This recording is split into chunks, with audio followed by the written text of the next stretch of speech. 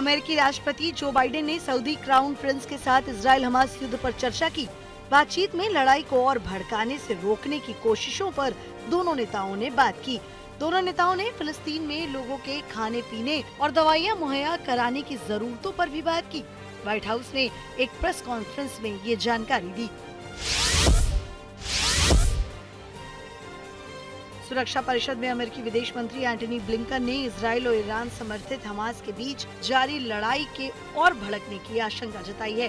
Blinken ने अमेरिकी सैन्य ठिकानों को निशाना बनाने पर ईरान के खिलाफ कार्रवाई की भी चेतावनी दी है। साथ ही ईरान पर हिजबुल्लाह का समर्थन करने का भी आरोप लगाया।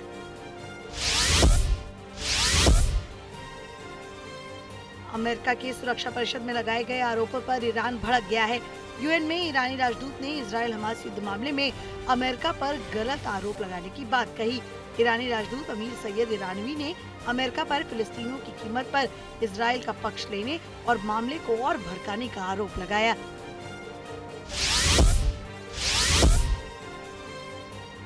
अमेरिकी राष्ट्रपति और उनकी पत्नी जिल बाइडेन की ओर से ऑस्ट्रेलियाई पीएम के लिए व्हाइट हाउस में भव्य डिनर का आयोजन किया गया।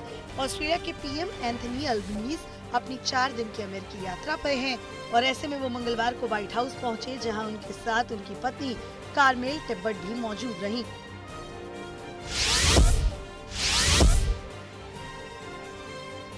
चीन के विदेश मंत्री वांग यी 26 से 28 अक्टूबर तक अमेरिका की यात्रा पर जाएंगे। वांग ये अमेरिका के 3 दिवसीय दौरे पर गुरुवार को वॉशिंगटन पहुंचेंगे। वो वहां अपने समकक्ष एंटनी ब्लिंकन के साथ द्विपक्षीय बातचीत करेंगे। दोनों नेता अमेरिका चीन के संबंधों को बनाए रखने के साथ ही कई क्षेत्रीय और वैश्विक मुद्दों पर चर्चा करेंगे।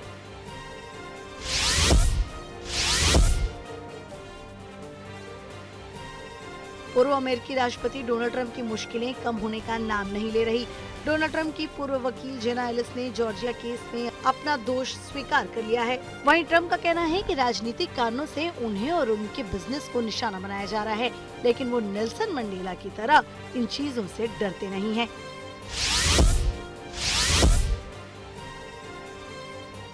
ह्यूस्टन के एक हवाई अड्डे पर 2 निजी जेट विमानों की टक्कर के बाद मंगलवार को सभी उड़ानें अस्थायी रूप से रोक दी गयी। एएफए ने कहा कि टक्कर में किसी घायल होने की सूचना नहीं है और ये भी स्पष्ट नहीं है कि दोनों विमानों में कितने लोग सवार थे।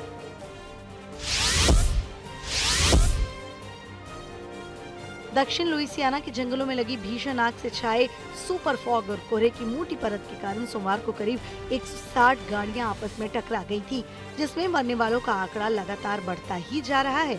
हादसे में अब तक 8 लोगों की मौत हो गई है और 25 से ज्यादा लोग घायल हैं।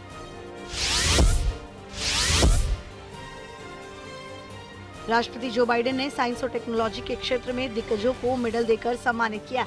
इनमें 2 भारतीय मूल के वैज्ञानिक भी शामिल रहे। इन विजेताओं को नेशनल मेडल ऑफ साइंस और नेशनल मेडल ऑफ टेक्नोलॉजी दिया गया, जो इनके क्षेत्र का सबसे बड़ा सम्मान है।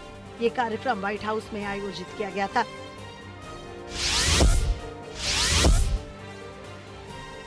सोशल मीडिया की दिग्गज कंपनी मेटा पर अमेरिका के 41 राज्यों ने मुकदमा दायर कर दिया है। आरोप है कि कंपनी फेसबुक और इंस्टा के जरिए बच्चों को एडिक्टिव बना रही है। 41 राज्यों द्वारा दायर किए गए मुकदमे पर मेटा का कहना है कि इस कंपनी इस बात से नाराज है कि राज्यों ने सीधे कोर्ट का रास्ता चुना।